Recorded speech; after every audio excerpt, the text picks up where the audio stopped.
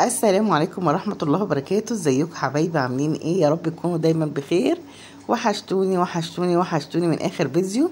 النهاردة يا جماعة جايين كده بفيديو جميل ومسلي. النهاردة هنسلق الفول السوداني. طبعا يا جماعة احنا في موسم دلوقتي حصيد الفول السوداني، ما شاء الله تبارك الرحمن. عايزة اقول لكم بقى ان الفول السوداني مش بيتحمص وبس،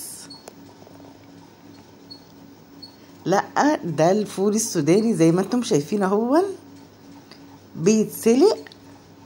طبعا احنا جبنا كده الفول السوداني وغسلناه كويس عشان بيبقى فيه ترابه اللي هي الطينه، وغسلناه ونقعناه كده شويه وغسلناه وصفيناه، وبعد كده حطيناه بقى في الحله زي ما انتم شايفين اهو في شويه ميه، وحطينا عليه شويه ملح، وزودي الملح شويه عشان خاطر السودانيه نفسها تبقى كده مملحه وطعمها جميل. اللي عنده فول سوداني يا جماعه يسلق، والله طعمه جميل جدا جدا جدا.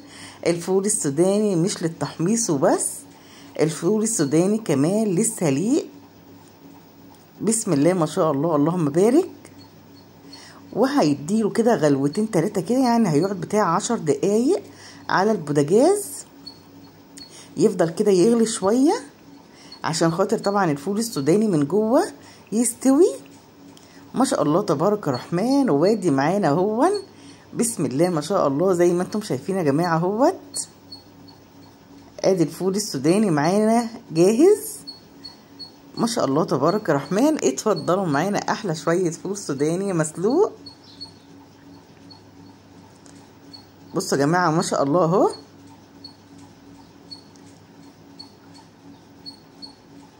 بيبقى بقى الفول السودانيه نفسها كده مملحه.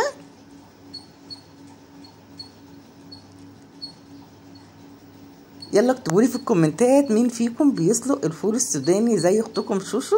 طبعا احنا في موسم دلوقتي الفول السوداني.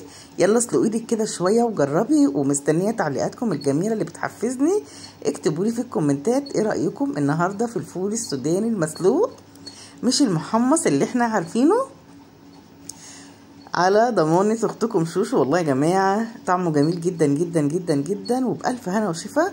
يا رب النهاردة الفيديو يعجبكم وينول اعجابكم. بس يلا اعملي لاختك شوشو لايك جميل وتعليق جميل. ربنا يحفظكم ويبارك فيكم ويخليكم ليا، عيلة ميدو شوشو.